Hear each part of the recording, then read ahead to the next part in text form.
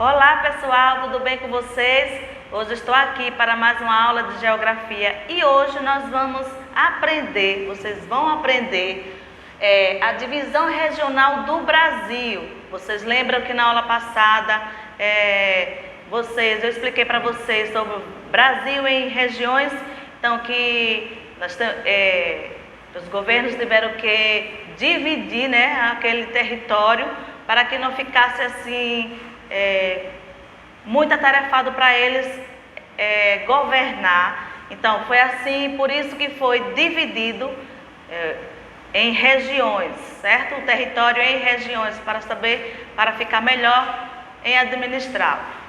Então hoje nós vamos aprender a divisão regional do Brasil. Então, como regionalização é entendido o processo de divisão de um território em partes, como eu expliquei na aula passada, segundo um ou mais critérios específicos, a divisão regional do Brasil, oficializada pelo Instituto Brasileiro de Geografia e Estatística, o IBGE, é aquela que compreende que o país possui 5 regiões, sendo elas a região Norte, Nordeste, Centro-Oeste, Sudeste e Sul, conforme mostra o mapa abaixo. Então, a divisão do território ele foi dividida em 5, né? Isso que foi região Norte, Nordeste, Centro-Oeste, Sul e Sudeste. A divisão do Brasil em 5 regiões foi criada em 1969 pelo Instituto Brasileiro de Geografia e Estatística, como eu acabei de falar a vocês, que é o IBGE.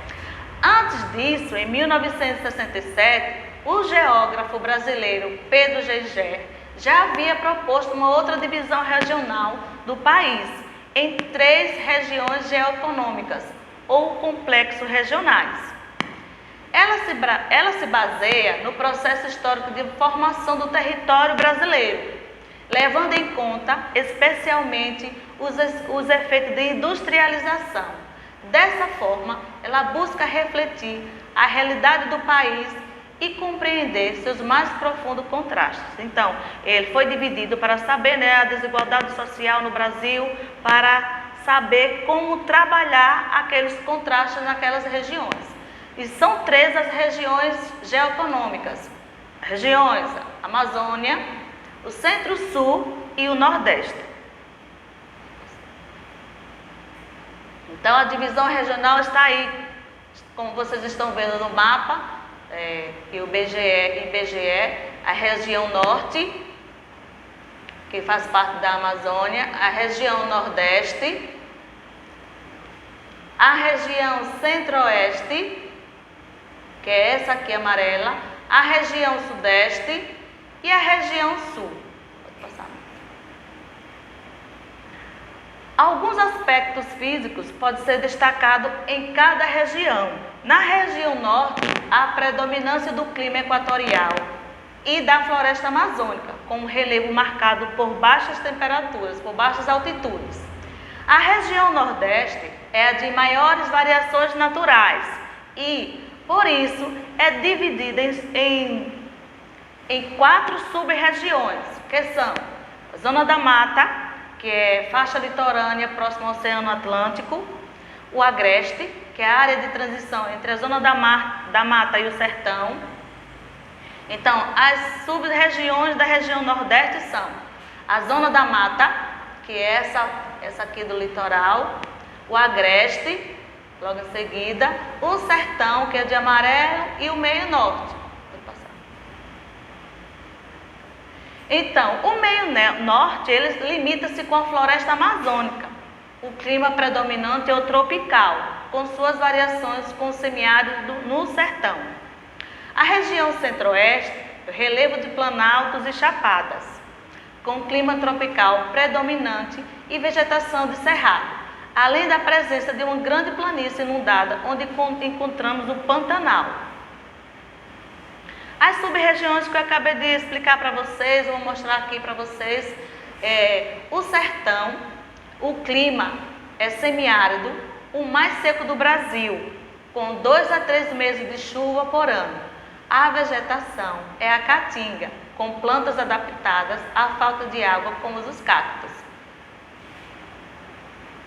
Tem a meio norte, que constitui uma faixa de transição entre o clima semiárido do sertão e o clima equatorial da floresta amazônica, abrangendo o estado do Maranhão e a parte do Piauí. Predominância de outros tipos de vegetações características do cerrado e mata dos cocais. A produção agrícola dessa sub-região é importante para a sua economia, destacando o cultivo de soja, o arroz, da mandioca, milho e banana.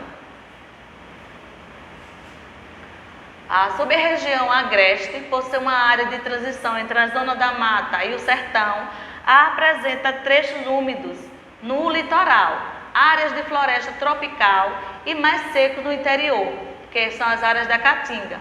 O relevo é formado por planaltos, com altitude mais elevada, com o planalto de Borborema. É uma região muito aproveitada para agricultura e pecuária, desde a colonização. Então aqui vocês estão vendo, olha só, a sub-região agreste. E vem a zona da mata, que é a faixa litorânea nordestina, que tem maior concentração populacional do Nordeste. A sub-região mais urbanizada. O clima tropical úmido, regularidade de chuvas e o solo fértil. A vegetação é natural, que é a vegetação da Mata Atlântica. A economia, que é a cana-de-açúcar e a agricultura, significativa industrialização, produção de sal e o turismo. E voltando nas regiões que foram divididas, a região centro-oeste, que o relevo de planaltos de chapadas, com clima tropical predominante e vegetação de cerrado, além da presença de uma grande planície inundada, onde encontramos no Pantanal. A região sudeste é o relevo de serras e planaltos, o clima tropical predominante com algumas variações, a vegetação de cerrado e a Mata Atlântica. A região sul, o clima subtropical ou temperado, vegetação de campos ou pradarias e mata dos araucárias. As regiões geoeconômicas, como eu já falei para vocês, que são as regiões Amazônia, Nordeste e Centro-Sul, que foi o geógrafo Pedro Pincha Gegé, propôs uma divisão regional para o Brasil, baseada no processo histórico da formação territorial, na produção industrial. Aqui o foco é o desenvolvimento econômico, né? Que é a parte das indústrias.